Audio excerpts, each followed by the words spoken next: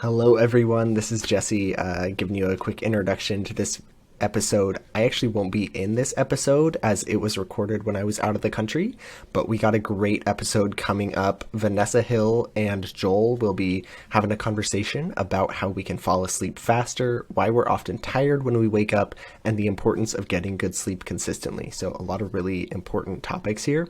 Vanessa Hill is a sleep and habits researcher, scientist, and content creator with Braincraft, talking about psychology and neuroscience with more than 600,000 YouTube subscribers in association with PBS. She also ran the Sleeping with Friends reality show in 2020 with 3 episodes where she brought people in to try out their sleep habits and make them better sleepers. With all that said, enjoy the episode. Let's get into it. Welcome to Becoming Ourselves, a work in progress podcast where we explore how to become healthy, wealthy, and wise. This podcast is for young adults who are, like us, navigating this adult adolescence of self-discovery and personal growth. I'm Jesse Sigrist, and every week, my brother Joel and I will bring on guests to talk about new perspectives on living a fulfilling life and developing skills along the way. From overcoming obstacles to setting achievable goals, we explore topics that are relevant to all young adults who are discovering their place in the world. Maya Angelou defined success as liking yourself, liking what you do, and liking how you do it. We often feature guests who exemplify this success and lead lives that are healthy, wealthy, and wise. These guests will often have expertise in fields such as finance, relationships, careers, or mental and physical health. Our goal is to inspire and challenge both our listeners and each other to become the best versions of ourselves. Feel free to text us at 503-893-2664 to share your own experiences and be part of the conversation. We'll always reply. Let's embark on this journey of becoming ourselves together. Great. Well, hi, Vanessa. Thanks for jumping on the show. I really appreciate your time today. Yeah, thanks so much for having me. Cool. So I wanted to talk to you about a couple of different things today, but I wanted to kind of start out and say that as like a sleep and habits researcher, right, you've thought a lot about this idea of sleep and spent a lot of time researching it. And obviously you did the show Sleeping with Friends a couple of years ago, right, like your reality series. And so I want to just kind of start out with kind of the broad question. Why do you care so much about sleep? I mean, there's reasons that I care about sleep personally, and then from a broader perspective for all of us as well. Like for me, I think as I got older, I started to realize that a lot of issues that I was having during the day, just in terms of like being really moody or like not being able to make decisions and just kind of like feeling like crap and being in a bad mental state, was coming from my sleep actually, and was coming from me not getting great sleep. So I spent a lot of time kind of thinking about that with me personally, which actually led me into a career in sleep professionally, which does happen to a lot of sleep people. Like they often come from backgrounds where they have insomnia or something's going on with them and they become super into sleep and things kind of go from there. So that's why I care about sleep for myself, because I just want to like feel okay every day, right? And I'm not the kind of person who's going to be an inspirational speaker, who's going to be like standing up on a stage being like, you can be your best self and all you need to do is get blackout curtains and like that kind of bullshit. Like I just want to feel normal. Do you know what I mean? Like that's all I'm striving for, is just to feel fine every day. So that's why I care about it for me. And then sleep is a really super fascinating area of public health, where there's a lot of spending that goes into diet and exercise. And you can even see that just in like products that are available and things that people are doing. But sleep is just as important as those two things. And it's kind of like the hidden X factor to a lot of your health, right? Where people, I think at this stage, a lot of us know how important sleep is, but they don't know a lot of the things that sleep can do, or a lot of kind of interactions that it has with other things. And it's an easy thing to just kind of forget about, because we expect our bodies to just do it naturally. Like it's something that happens to us, so we expect it just to be fine, except like a lot of things, it's something that you really have to work at to get it in a good place. Yeah, I practice it every day, right? I must be good at it, right? Yeah, exactly. Yeah, I'm a professional sleeper. Yeah, exactly. I do it as much as anything else I do in my life. Yeah. Yeah. Yeah, but I mean, I think in reality, right? Like yeah, like you're saying, a lot of people talk about diet and exercise as kind of the two core tenets of health. But we spend more time sleeping than either of those things, right? Than eating or than exercising, than moving around. And I think there is the argument that it's just as important or more important as those other two things to be like a healthy person and to be able to take care of our bodies and stay energetic. Yeah. Yeah, definitely. It's actually the third core thing. Like those three things in research and everything are like the three core things that play into our health and keep us healthy, but sleep often gets forgotten about. Yeah. And you can even see that. I think it's because it's not as sexy to be a sleep influencer as it is to be like a cooking influencer, or like an exercise one, right? Like they just don't exist the same way. Yeah, there's not as many fun photos that you can post. No. But I think another thing about sleep is that like at the end of the day, it's often not as fun as like, I don't know, playing soccer with your friends or like going out for dinner and having a nice meal, you know, like it doesn't have that kind of element to it where we enjoy it while we're doing it. Yeah, it's not as social, right? You can't do it with people the same way. Yeah, definitely. Yeah. Cool. So there's kind of three stages of sleep, right? 3 or 4 stages of sleep, kind of the way that you look at it. There's 2 phases of light sleep, there's deep sleep and REM sleep. Can you talk a little bit about what's the difference and why does it matter? Like, why do we need to know about that? Yeah, I mean, I think you don't necessarily need to know about that, to be honest, but it is something that has kind of entered all of our vocabulary a lot more in the past few years because of fitness trackers. Like anyone that has an Apple Watch or a Fitbit or anything like that is going to wake up in the morning, look at their sleep report or sleep score or whatever it may be that you're getting and think like, oh my God, I didn't get enough REM sleep or I didn't hit my deep sleep goal or whatever it may be. So it's something that we're just more familiar with because of that. The light stages of sleep, we all know because they're the ones that you kind of get jolted awake from when you were like half asleep or falling asleep and you hear a sound or something like that. I mean, I think everyone has in their mind like the image of dad on the couch who has like nodded off and has a nodding head and who's like jerking his head and he's falling asleep and wakes back up. Like that's a classic light sleep stage. And light sleep is kind of your gateway into the other stages of sleep. So deep sleep is really important for rest and relaxation in terms of rejuvenating our muscles, resting our muscles. Our heart rate is super, super low during deep sleep. And that's where sleep is really restoring our bodies. And then REM sleep is a bit different. And in REM sleep, actually, all of our physical signs, like our heart rate and everything like that, is the same as when we're awake. Even our brain waves look really similar, almost identical in REM sleep to when we're awake. The difference is that our body is actually paralyzed when you're in this stage of sleep. And one of the thinking behind that is so you can't kind of act out your dreams because REM is the sleep stage where you're doing the most dreaming. So REM is really important for learning and memory. And what happens during the night is that you cycle through these stages. So you kind of go light sleep, deep sleep, REM sleep, and you're cycling through those continually all throughout the night. One thing that I think is really important to know is that cycle and the time that you spend in each of those sleep stages changes throughout the course of the night. So at the beginning of the night, you spend more time in deep. Yeah, at the beginning of the night, like say you're sleeping for 8 hours in the first half, you're spending more time in deep sleep.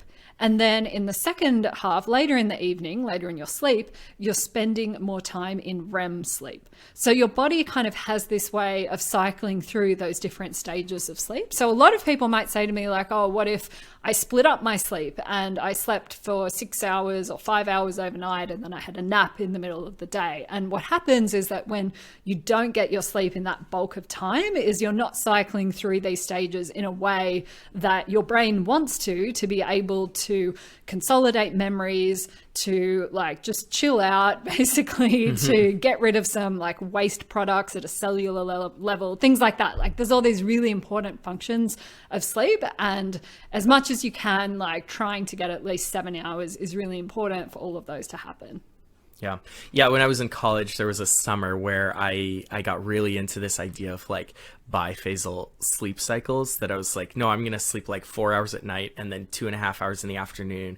And I'll sleep less time overall, but I'll feel more rested. And it did not work at all. It was a total disaster. I wonder if that's because of those sleep cycles. I think yeah, it could be. I mean, it could be because of a number of different things, but yeah, a lot of people are always emailing me and they have this like really elaborate plan for how they're going to try to sleep less at night and have a nap during the day. And I'm just like, dude, just chill. Just like go to sleep. Like stop overthinking it.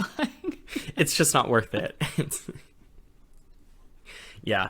Does it Yeah, I don't think so. Yeah, does it make a difference what time you go to bed, right? Like I know that there's some people, and I forget the word for it, but some people like naturally are going to stay up later or wake up earlier just based on their body. But does it make a difference what time you're going to bed? Like, is it the same sleep 10 a.m. or 10 p.m. to 6 a.m. versus if it was midnight to 8 a.m. or 2 a.m. to 10 a.m.?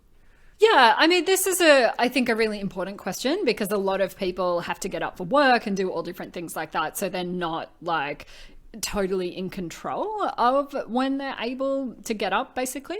So I think the word that you may have been thinking of is chronotype. So your chronotype is just your body's natural preference to sleep at a certain time and to feel tired at a certain time and awake at other times. So we often talk about that in terms of night owls or early birds. And I'm more of a night owl myself.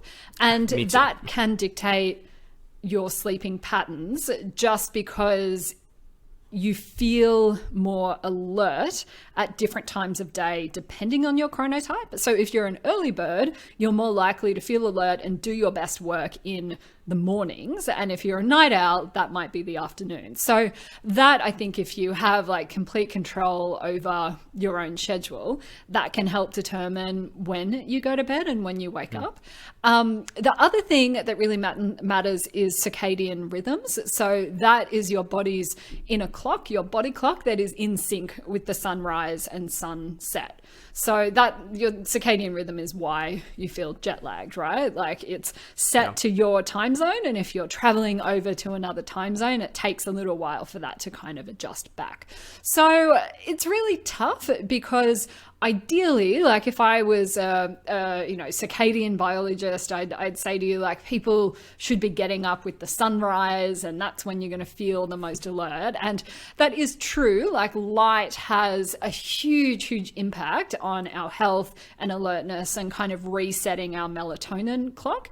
But if you're a night owl, you're going to feel like shit if you get up at sunrise, right? Because you're not going to be getting enough sleep, probably. Like you're going to be going to bed at like 1 a.m. and getting up at 6:30 when the sun rises. So I think that we have to take both of those things into consideration. And one of the important things to keep in mind about sleep is that everybody is different, right?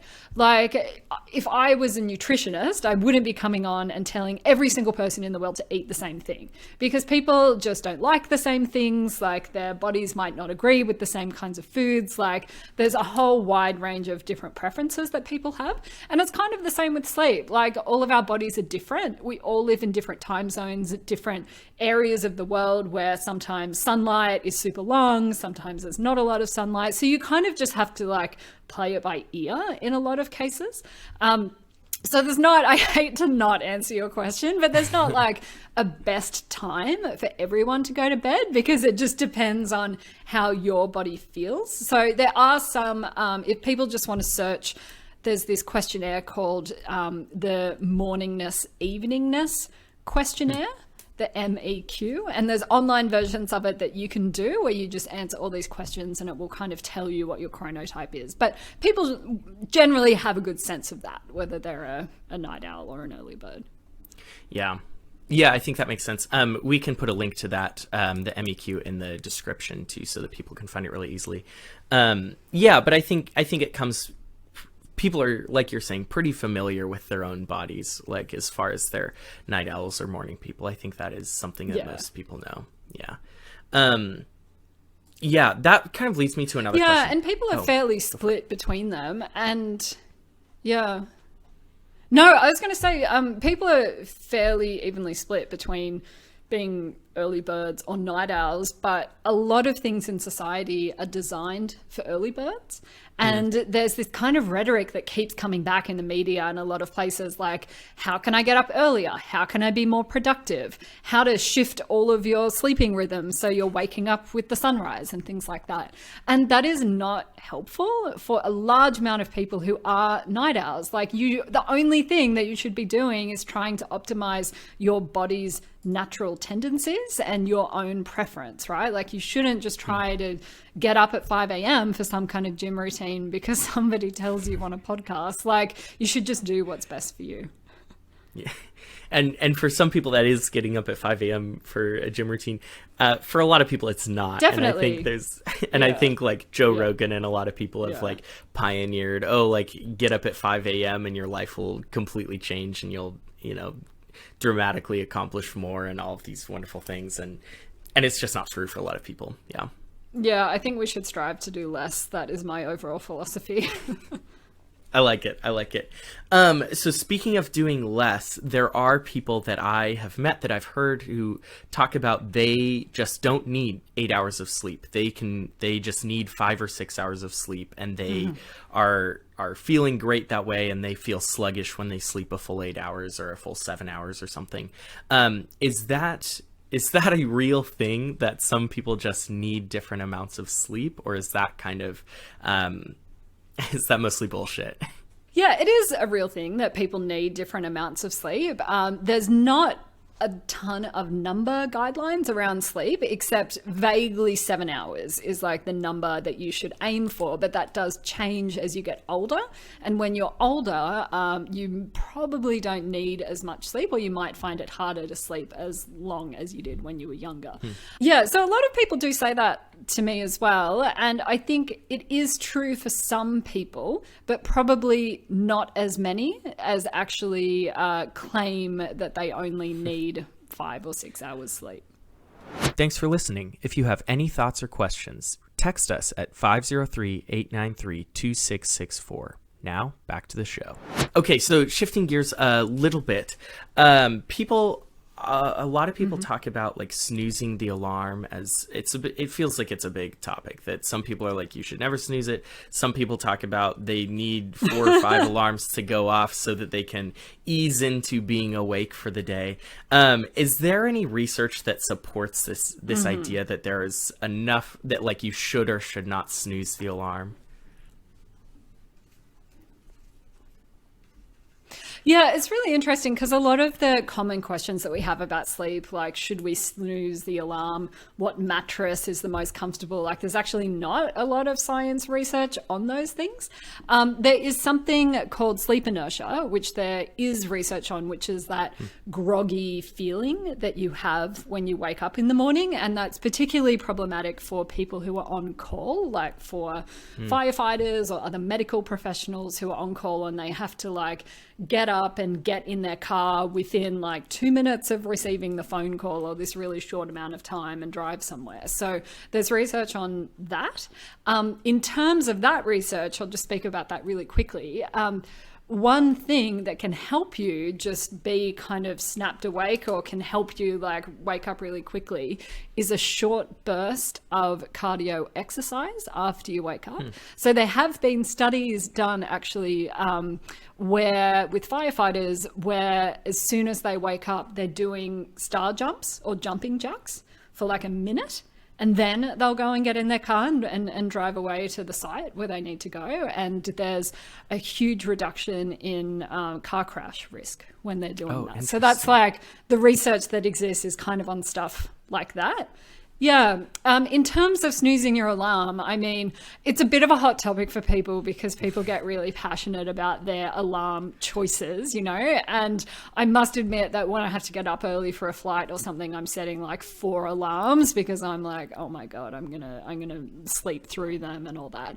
But day to day, it just kind of depends on what works for you. It's always best to sleep up until the last alarm time, like all you're doing is just disrupting your sleep by having like 5 alarms or something like that. But I think deep down people know that, right? Like I don't think this is new information to anyone. But something that I can recommend is I used one of those sunrise alarm clocks, and what they do is they start having this artificial sunrise like right next to your bed, next to your face, 30 minutes before the kind of latest alarm time that you can have. And then when you cycle back into a light sleep stage, you will just naturally wake up. So you're not getting jolted out of deep sleep. So I don't recommend that many products, but that's one that personally I really like because it wakes you up in a way that's more kind of calm. And you're not really groggy when you're woken up by an alarm when you're in deep sleep. Yeah. Oh, that's interesting. Do you have a specific brand that you care about for that? There's only one brand that I've ever used, which is a Philips one, but I will say they're pretty expensive. I got it as a gift. So if people were to go on Amazon, there's a bunch of other options that I'm sure would work just as well because it's all the same idea. Yeah. Yeah, makes sense. Makes sense. Very cool. Okay, well, probably last question for time's sake. But how important is it to have like a wind down routine every night before bed that's consistent to kind of prep your body for that? Yeah, I think it's really important. One of the hardest things about sleep is falling asleep. I mean, it shouldn't be that hard, right? Except there are so many things out there that are competing for our attention. Like, first of all, our phones, every app on our phone, TV, whatever you're binging, books, even just like kids and preparing lunches for the next day and whatever it may be. Like, it's kind of hard to get into a point where psychologically you're ready to go to bed, but also your body feels tired. So I think that when a lot of people think about evening routines, they think about YouTube videos and TikToks and things that we see of evening routines, which are so specific and over manufactured. You know, it's like someone who basically has a Excel spreadsheet with like 16 things they're ticking off before they go to bed. Like, that's exhausting. All you need are just a couple of common touch points of things that you're doing. Like maybe you're doing a couple of stretches, you're having a shower and you're getting into bed. Maybe you're watching TV for half an hour and then you're brushing your teeth and you're getting into bed. Do you know what I mean? Like it doesn't need to be that complicated, but there are certain things that people can do, not necessarily in terms of an evening routine, but just things that you can do later in the evening to better prepare your body for sleep. The thing that we're all doing is using technology up until we go to bed, which is like no surprise to anyone. All of the sleep guidelines are like, put away your phone 30 minutes or 2 hours before bed. Like, no one's doing that. People have actually said to me when I have been like conducting interviews for my research and stuff, they're like, what do I do? Like, if I don't have my phone or I'm not watching TV, like, actually, what do I do? I get bored. What else do I do? And there's kind of, yeah, like, what do we do? Are we like knitting? What is there to do, you know? And it's kind of true. Like, our habits are so focused, I think, around content and entertainment and stuff like that now. But something to keep in mind is that in research, we kind of classify entertainment into two types, passive and active. So passive entertainment are things that don't have a lot of light or screen time, or just things that in general are a lot more relaxing. So that might include listening to music, meditation, TV shows that are more relaxing, listening to podcasts that you find soothing in some way. They're all really good things to listen to up until you go to bed, like to kind of have that wind down time. Active media are things like TikTok, some kinds of video games, like really kind of compelling TV that you want to keep binging, like things that are really activating and arousing your brain. And 100%. So I think the best thing that people can do is not to just like hate on technology, because it's kind of unrealistic at this point, but just to think, what can I do that's going to calm me down in the hours before I'm going to go to bed? Yeah. That makes sense. That makes sense. Cool. Well, Vanessa, we'll wrap there just for the sake of time, but I really appreciate you coming on and kind of sharing this. Where can people find more of you if they want to hear more? Yeah, so my YouTube channel is Braincraft, and that's also my TikTok. My Instagram is Nessie Hill, Nessyyhill. I'm doing research into sleep and habits and a lot in bedtime procrastination. So talking a lot about all of that stuff on there. That sounds great. Thank you very much. Well, we'll put links to that in the description for sure.